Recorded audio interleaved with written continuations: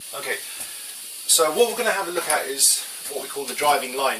When you're in a meeting situation, for example going down Whitton High Street where it's a narrow road, or even driving on a wide road and you're meeting oncoming traffic, sometimes it's a bit confusing as to what line you should take. You might get too close to the curb or park cars, you might get too close to the oncoming traffic, yeah? So we're going to look at this step by step and break it down. So, just imagine you're driving down a road and it's just like a normal residential street and there's no white line in the middle, yeah? Where do you think would be your normal position to drive? Would it be near the curb? Would it be like that? Or would it be like that? So is it A, B, or C? If there's no oncoming traffic? Yeah, well, it doesn't matter if there is or not, but it's just a normal residential road. There's no white line down the middle. Where do you think is the natural position for you to drive? B. You think it's B. What do you think? I think it's B, but always I drive A. You think it's C, but you drive A? No, not C. B, but always I do A. You do A. I always stay in the middle. Okay, you're both wrong. Okay, so I'll explain to you why. If we look at the road, yeah, even if there's no white line, our brain should divide the road in half. Imagine where the centre is. And then what we do, we divide that half in half again. And that gives us our centre. Yeah? So it's the centre of our half of the road. Now, thing is, this should happen automatically, and experienced drivers do it anyway. Yeah? That's what we call our driving line. It's following this imaginary position, so we're like that, down the road. Okay? Now, when we come to a parked vehicle, yeah, obviously the road has now got narrower. Yeah? So we have to ask ourselves, how do we adjust our path, our driving line for that vehicle? The trouble is there might be a dotted white line in the middle of the road. Yeah? What we do is we look at the gap from the parked vehicle to the curb. Yeah? We divide that in half. Okay. We divide our half in half, and that gives us our driving line. Now in this instance we've gone a little bit over the white line, but this is the key. As long as it's safe to do so and the oncoming vehicle's got enough space to pass, as long as both of you can pass each other safely, that's okay. Yeah? You may need a right indicator because you're going over the white line and it's a meeting situation. Yeah? If it's a very wide road you don't need a right indicator, but if it's a narrower situation, as long as you can both pass safely, it's important that you indicate, tell the oncoming vehicle what you're doing. He'll obviously have to move over for you and give you some help. And that's okay, as long as there is room on his side, as long as there's room for him to move over, or her to move over, and give you some more room, yeah? So, if you imagine our driving line has gone from this position to here, yeah? That's the imaginary line that we follow. Yeah? Can you see how it's important to come out early? By the time you get to this car, you want to be straight, yeah? You want to be coming out nice and early. You don't want to be coming out at an angle, because by coming out at an angle it takes you like that. That's my driving. And that's what you were doing yesterday, Mick. Yeah? You were swinging out too wide because this is the way you were visualising it. You were coming out late, even for the cycles in fact, coming out late and swinging out too wide. Well, you want to be straight. By the time you get to the back of that vehicle, your bus wants to be straight and have a gap of 1 metre on the left, yeah? If it's a tighter situation, you have to be slower, then you don't need 1 metre, yeah? Maybe 1 foot if it's very, very tight, you know, sometimes 1.5 foot, maybe 2 feet, but it depends on your speed. Speed and position are linked, so the tighter it is, the slower you go, the wider it is, the faster you can go, yeah? So that's very important. So, that gives us our driving line if we've got a vehicle parked on our side of the road. But what about if we've got a vehicle parked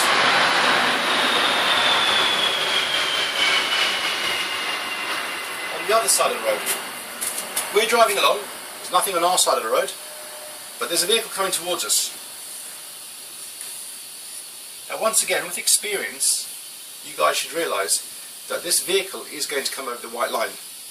The road's wide enough, both of you can pass safely. Yeah? He's going to see the opportunity he's going to see that you've got room. He's going to come out, yeah? So it's important to realise, it's not when you see this vehicle that you have to think about adjusting your position. It's when you see a parked vehicle. Yeah? Because as soon as you know there's a parked vehicle there, you know that anything coming towards you is going to come over the white line. So for example, this was on a bend.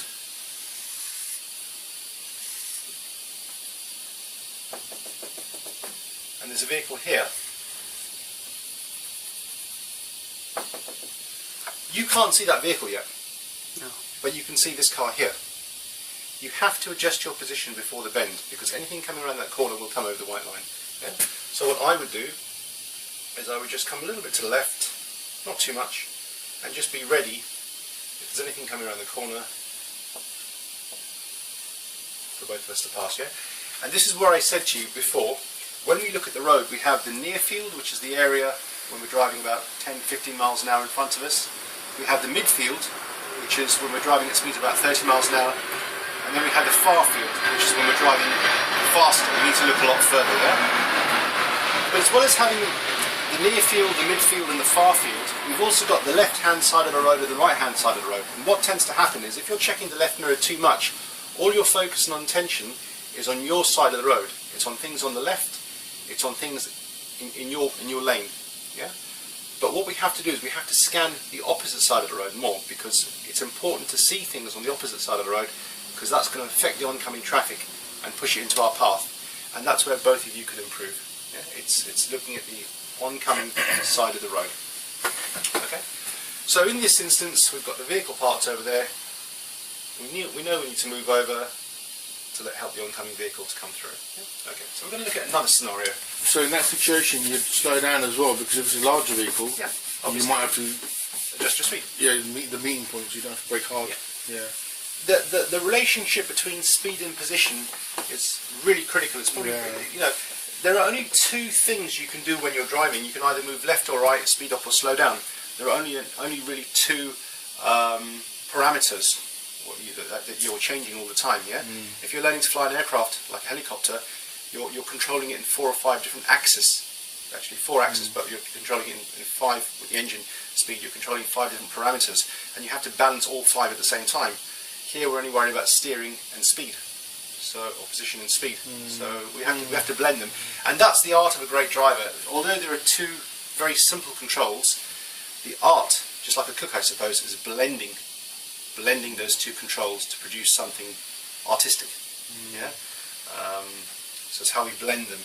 So you can see that sometimes when your braking's a bit heavy, or your steering's not quite right, it's a bit jerky, or steering too early or too late, how that blend isn't really occurring. You can see when you go into a meeting situation and you're too close to the parked vehicle or too fast, how we're not blending the 2 controls. Yeah? Okay. So let's just imagine now we've got a little bit more going on.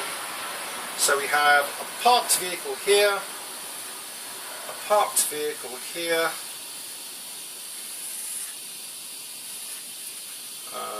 another parked vehicle here, yeah? Typical residential side road meeting situation, yeah? So there might be oncoming vehicles. First thing we have to ask ourselves is, where do we want to meet them? Yeah? You always want to meet at the widest part of the road. So for example, if we were here, right, and we see a vehicle here, it's better to slow down, let that vehicle come in, yeah, and we can meet them somewhere about here, yeah, before we actually go in, before we go into the narrowing part of the road where the parked vehicles are. It's always better to meet at the widest part of the road. Now when we go down Witten High Street from say from Hospital Bridge Road, we've got lots of things going on, but before we get to Witten High Street itself, there's a stretch of road which is quite wide where there's nothing parked, and then we have a stretch where there's lots of cars. If you look down that road and you see that there's lots of parked cars and there's vehicles coming towards you, it's better to hold back. It's better not to enter the narrow situation until those vehicles have come through, yeah? You wait for a reasonable amount of time. If, however, after waiting and waiting and waiting, you have to at some point go, then you think, right, how am I going to time this? And what we do then is we time it.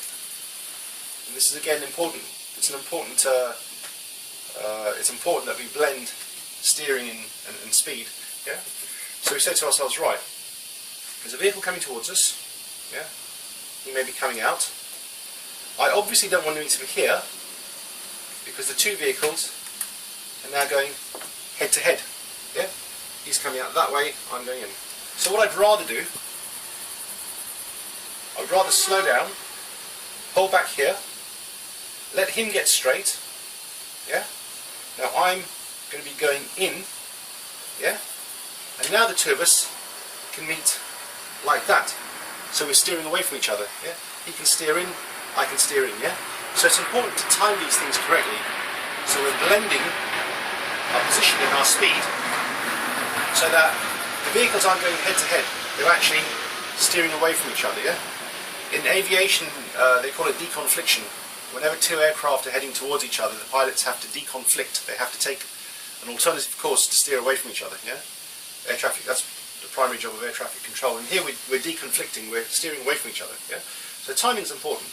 Okay, so we got to that stage there. Yeah. The oncoming vehicle is now passed. Yeah. And we see a vehicle coming from here now. Yeah. Now, rather than slowing down too much, which is sometimes what happens, yeah, try and keep the vehicle moving. Try and get it into this position here. Because the quicker you get into this position, the quicker this vehicle can come to here. Yeah. He can't come here if you're still there. So try and keep the vehicle moving. I'm not saying accelerate, unless it's a long stretch, but try and keep the vehicle rolling. Don't brake too early and get your vehicle in. So now he can get to this position here, and you can start to steer out, yeah? And that's why I say to you sometimes, keep it moving, keep it moving, keep it moving, yeah? Because what you're not seeing is until you pull your bus in, that bus or that truck can't come out, yeah? So it's important to see that, yeah? And then when you get to here, if you need to stop, stop. Or if you can keep it rolling, yeah? So again, we're blending speed and position. Does that make sense? Yeah? Okay, so you can see what we have to achieve.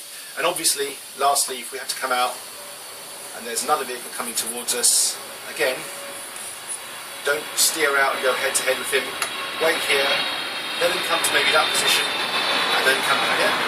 If he's much further away, you can get out and you can get straight. And you can get your vehicle straight, so by the time you meet him, he's going straight and you're going straight. Yeah, you're not heading towards each other. Remember when we go down Hospital Bridge Road, we've got those 3 bus stops that we always do, the 3 lay-by bus stops. Yeah, that is a great place to practice this, because when you come out of the bus stops, every time you come out, it's an angled start. And it's not so much about steering. Yes, you've got to steer around the parked vehicles, steer around the islands, but you've got to time it so that as you come out, you're not going head-to-head with another vehicle. Yeah? Okay. Let's just have another little look at something to do with the driving line. Yeah? When we're going around traffic islands. So, we've got a situation here where we've got a traffic island.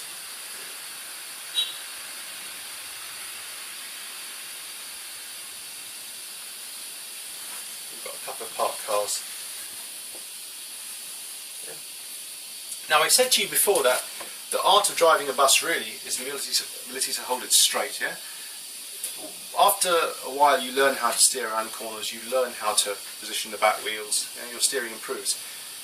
But the real art is to be able to hold the vehicle straight, not to wander, and hold that driving line that we just looked at. Normally, you'd want to keep the vehicle as straight as possible when going through traffic islands. Yeah. But here that's not possible.